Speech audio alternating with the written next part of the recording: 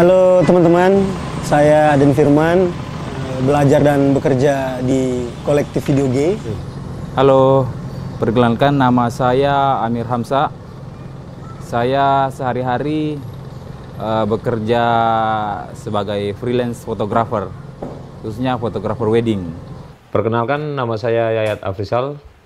Kegiatan sehari-hari bergiat di komunitas fotografi Labuan Bajo. Halo, nama saya Bondan.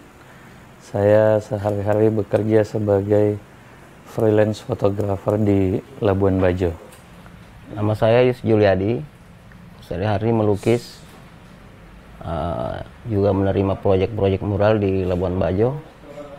Selain itu juga sebagai freelance fotografer.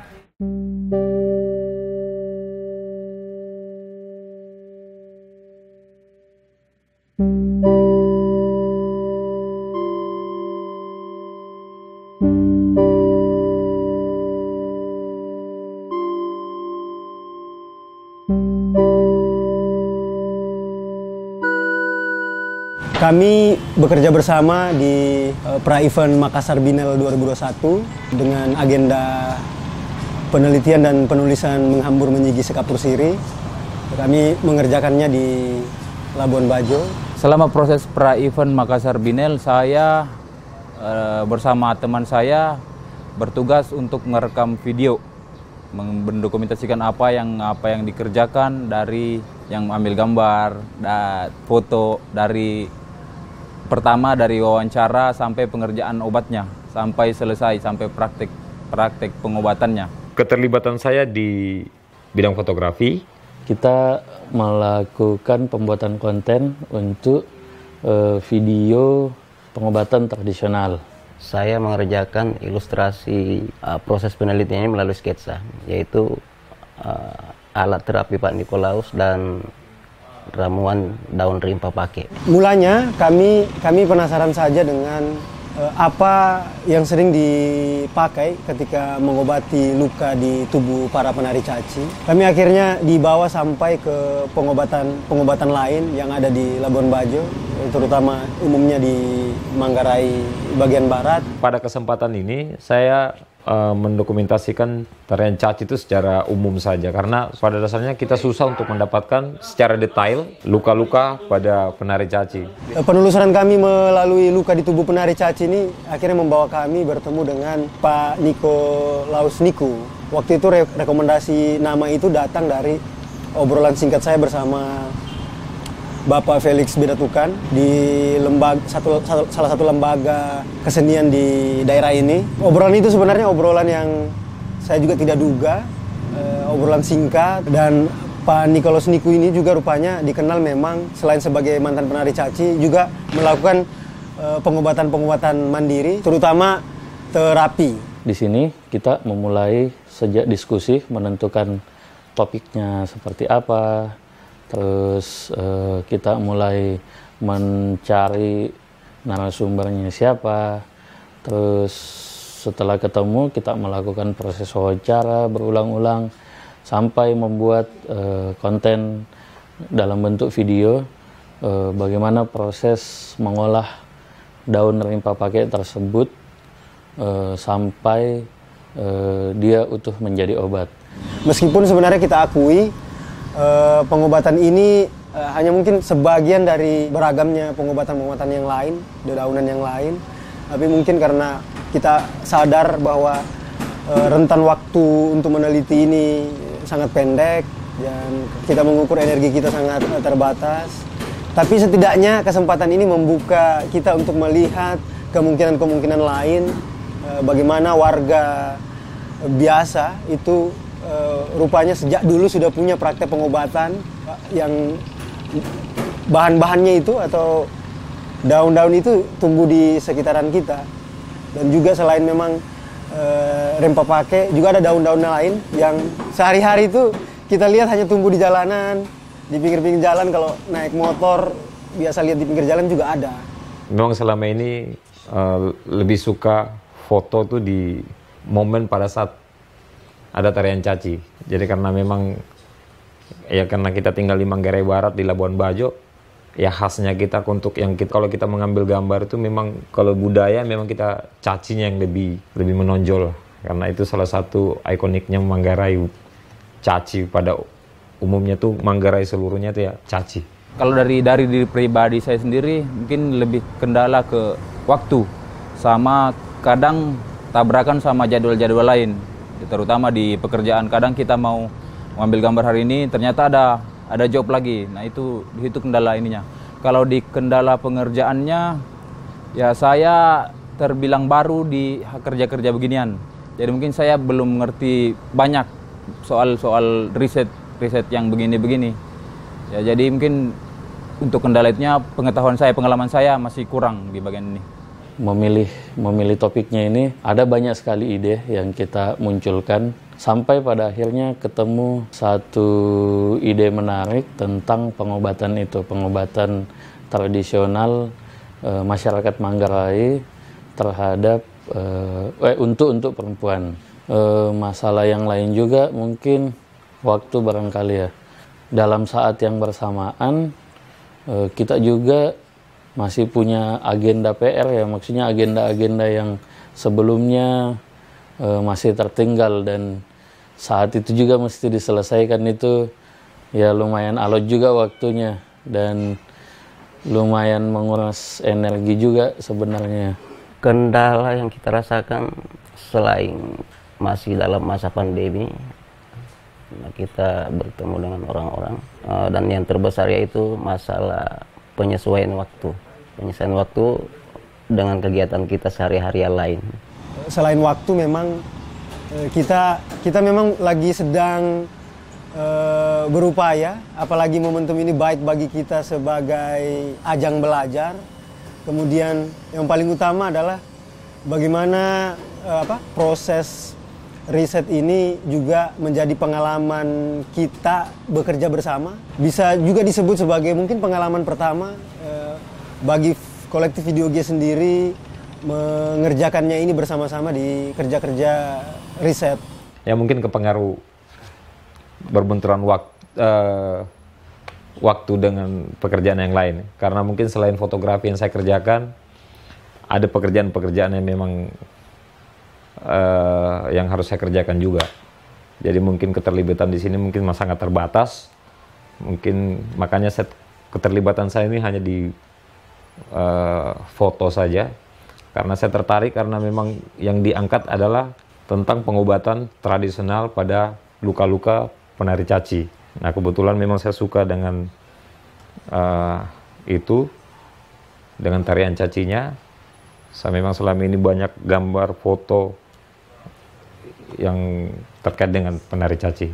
Mungkin hanya masalah waktu saja. Mungkin kalau kedepannya mungkin bisa lebih all out di situ. Mungkin bisa terlibat pada saat pengambilan video atau apa yang lainnya. Saya pikir kita bagian ini mungkin kita bisa lihat juga sebagai kendala, juga bisa kita lihat juga sebagai tantangan untuk mendekatkan diri kita dengan lingkungan kita sendiri. Kerja-kerja penelitian ini kan mungkin bagi kebanyakan kita, kata penelitian sendiri itu kan cenderung kesan kita mungkin hanya dikerjakan bagi orang yang dianggap kerja-kerja akademisi, orang-orang yang mungkin dianggap intelek, atau mungkin yang sering membaca buku atau bagaimana lah gitu. Menariknya karena kerja-kerja riset ini kita bisa melakukan dengan pendekatan kreativitas. Itu yang membantu kita untuk melihat kerja penelitian ini mungkin menjadi begitu, bisa kita lihat menjadi begitu ringan, atau bisa kita anggap juga menjadi jalan termudah untuk melihat kerja penelitian itu bisa begitu menyenangkan gitu. Di proses ini juga kita sempat melebur tim ya, maksudnya membagi masing-masing jalan sendiri mencari apa topik yang bagus untuk kita angkat. Nah, sampai pada akhirnya kita putar-putar di caci dan menemukan obat terlimpa pakai itu. Kendala topik ini sebenarnya jadi cukup masalah karena ini menguras banyak waktu ya. Jadinya banyak waktu yang terbuang. Dan kita baru benar-benar menemukan itu pas mau injury time istilahnya. Jadi akhirnya kita benar-benar mengerjakannya itu waktunya cukup pendek. Jadi apa ya? Ya memang alot sekali ininya. Ketemu idenya lambat, terus ditambah PR yang masih sisa, pekerjaan-pekerjaan lain yang masih mesti diselesaikan juga. Selama pengerjaan ini, saya merasa, oh ternyata di Labuan Bajo ada yang beginian ya, yang selama ini kita tidak pernah tahu ada pengobatan herbal yang macam ini di Labuan Bajo. Yang kita tahu selama ini ya kalau sakit ke dokter. Ya, untuk pengobatan herbal, saya selama ini kurang memperhatikan.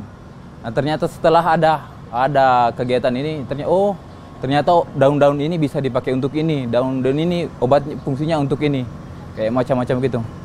Saya lebih senang sebenarnya bisa ikut terlibat langsung melalui apa yang saya bisa untuk mengangkat kearifan lokal melalui obat-obatan tradisional yang ada di Labuan Bajo. Bagi saya pribadi dengan adanya event Makassar Biennale ini pasti sangat senang ya, apalagi bisa menjangkau ke Labuan Bajo. Kita bisa belajar bekerja berkolektif bersama teman-teman dari berbagai apa yang kita bisa bekerja bersama melebur. Harapannya adalah bagaimana praktik-praktik seperti ini juga bisa memicu bagi diri kita sendiri, atau bersyukur juga ketika itu bisa juga memicu teman-teman kita di sekitar kita. Ya mungkin juga untuk Labuan Bajo barangkali. Semoga ini bukan yang terakhir. Mungkin bisa kedepannya untuk Makassar Biennale bisa mempercayakan kita lagi di anak-anak muda yang terlibat di anak-anak muda kreatif lah, bisa dilibatkan dalam event-event berikutnya. Kalau untuk kita sendiri mungkin kita bisa belajar dari sini. Kita mungkin bisa buat event sendiri, buat salah satu kegiatan mungkin seperti ini. Ya kita belajar bercermin pada yang kita sudah lakukan di Makassar Biennale 2021 ini. Kalau saya pribadi, ini yang pertama yang saya kerjakan, salah satu proyek ya. Proyek pekerjaan di bidang seni rupa. Ini proyek pertama saya yang saya kerjakan. Dan ini pengalaman berharga buat saya. Kalau untuk harapan, saya pikir semoga ini bukan kali terakhir kita diajak kerjasama macam ini. Semoga kedepannya kita bisa bekerja sama lagi dalam proyek-proyek macam ini, karena saya pikir, seperti saya bilang tadi, saya baru di bagian seperti ini. Saya butuh banyak pengalaman untuk hal-hal macam ini. Saya pikir kedepannya kami bisa diajak bergabung lagi, atau mungkin kami bisa bikin lagi seperti ini. Saya berterima kasih buat teman-teman di Video G yang bisa menghubungkan Makassar Biennale dan teman-teman di Labuan Bajo. Memang selama ini setidaknya sejak 2019 Video G memang berharap membayangkan bagaimana melalui kerja audiovisual itu kita coba melihat lingkungan lingkungan terdekat kita dengan pendekatan audiovisual. Dan lewat Makassar Biennale ini juga kita akhirnya belajar bagaimana pendekatan penelitian juga ada di dalamnya. Meskipun Video G sebenarnya mulanya ide yang cukup sudah ada sejak 2016, dipicu dengan rangkaian-rangkaian kegiatan teman-teman selama ini sejak 2010. Akhirnya 2019 Video G ini dapat kita wujudkan lewat kegiatan-kegiatan yang selama ini memang membawa kita untuk ke sana. Jadi saya pikir Video G ini tidak muncul begitu saja, tapi memang yang membawa itu sampai ke sini adalah proses-proses selama ini yang kita senangi setidaknya sejak 2010 lah. Jadi momentum Makassar Biennale ini setidaknya membantu kita untuk mempertegas apa yang kita kerjakan dan terus menjadi kesempatan atau ajang belajar. Semoga dengan adanya event ini, saya berharap teman-teman di sini bisa lebih bersemangat, bersinergi bersama, bekerja dalam penelitian-penelitian tentang apa yang ada di daerah kita, juga jadi motivasi tersendiri, juga kebanggaan juga untuk teman-teman kita di sini bisa, karena ini event Makassar Biennale ini sudah menjangkau, sudah event besar ya, sudah melibatkan beberapa provinsi, dan teman-teman kita di Labuan Bajo bisa lebih dikenal di luar Labuan Bajo, khususnya dalam jangkauan proyek Makassar Biennale ini. Ya menarik barangkali ya, bagi saya sendiri harapannya mungkin kita lebih banyak lagi barangkali mencari informasi-informasi terkait daerah ini ya. Misalnya kayak pengobatan ini, saya sendiri baru tahu kalau ada pengobatan kayak begini, dan dulu masa kecil kita sangat akrab. Kenapa pas dewasa kita seperti hampir tidak mengenal lagi ramuan-ramuan tradisional. Itu buat saya pribadi. Mungkin mulai dari sini saya bisa belajar tentang seni rupa ke depannya, karena saya memang dasarnya memang tidak ada seni rupanya. Tapi terkait dengan adanya kepercayaan dari Makassar Biennale, dengan kegiatan ini mungkin saya bisa belajar punya pengalaman baru, punya teman-teman jejaring yang di luar sana lagi.